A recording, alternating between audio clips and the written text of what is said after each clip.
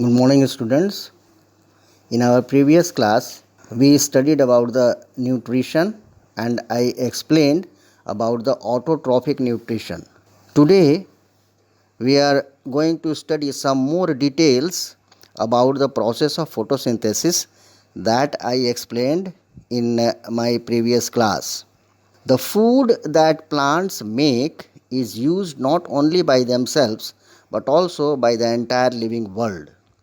इसका मतलब है कि पौधे जो भोजन बनाते हैं फोटोसिंथेसिस की प्रक्रिया में, वो सिर्फ अपने लिए ही नहीं बनाते, लेकिन वो जितने भी संपूर्ण जो लिविंग ऑर्गेनिज़म हैं वो सब वो भोजन उनसे प्राप्त करते हैं.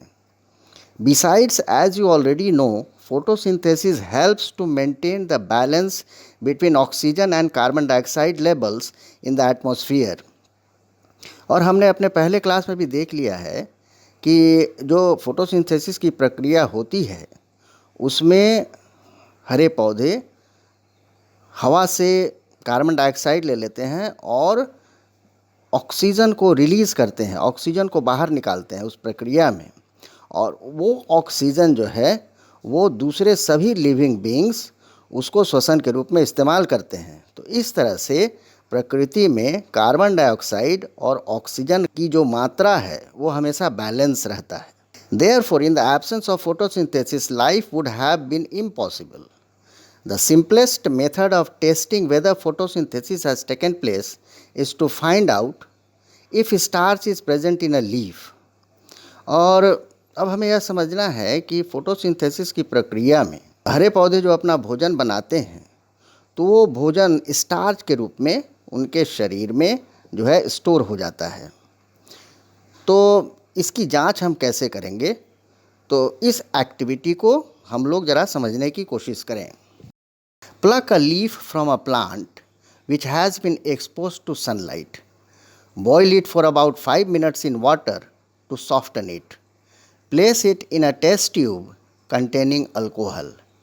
Place the test tube in a beaker of water and warm the water gently until the alcohol begins to boil.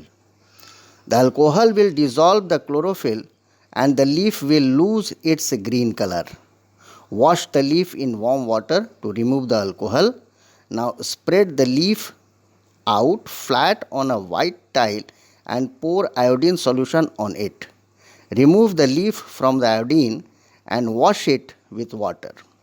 Hold it up against the light. You will observe that parts of the leaf become blue-black. These parts of the leaf have starch in them. तो इस activity के द्वारा, इस activity में हम देखते हैं या इस एक्टिविटी के द्वारा हम यह साबित कर सकते हैं, we can prove that green plants prepare food in the form of starch in them during the process of photosynthesis. Photosynthesis की प्रक्रिया में हरे पौधे अपना भोजन बनाते हैं और वो स्टार्च के रूप में उनमें संचित हो जाता है. तो इसके लिए हम क्या करेंगे कि एक गमले में से एक पत्ती जो कि धूप में रखा हुआ है उसको तोड़ लेंगे और उसको जो है इसको पानी में बॉईल करेंगे. 5 मिनट तक पानी में इसको बॉईल करेंगे.